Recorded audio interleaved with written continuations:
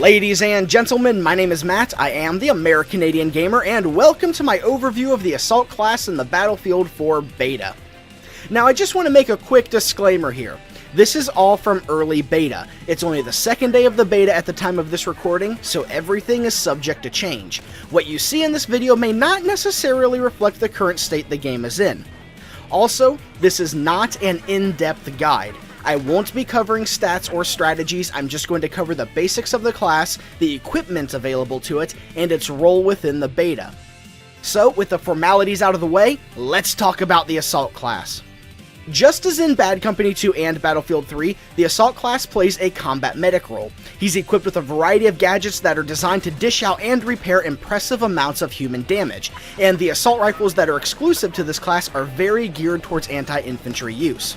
As of right now, there are only two assault rifles available, the AK-12 and the SCAR-H.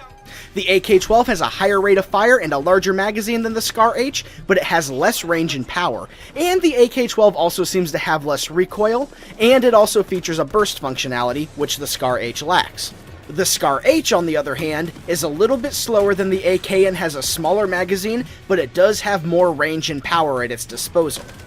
However, both of these are very competent anti-infantry weapons. They're most effective at close to mid-range, but if you do change the firing mode to burst or semi-automatic, you will be able to engage targets at long range as well.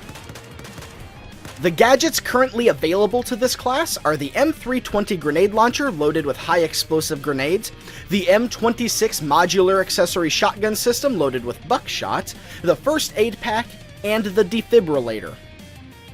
Now, Battlefield 4 has a new gadget system. Items are no longer mapped to specific slots. Instead, you can mix and match gadgets of each class. However, there are still some restrictions. You will not be able to use both the grenade launcher and the M26 shotgun in the same loadout, even if you try to put them in different slots. But you will still be able to combine either one with the first aid pack or the Defibrillator. If you have used the grenade launcher in previous Battlefield titles, you'll know how to use this one. In fact, most of the items in this game seem to function almost identically to their previous iterations. Although I will say that the grenade launcher is one of the best items in early game, since you can use its explosive power to trigger various map-changing events or just blow a hole through a wall. But later on in the match, that utility does start to dwindle as the map gets more destroyed, but you can still use it as a surprisingly effective anti-vehicle weapon if you're accurate enough.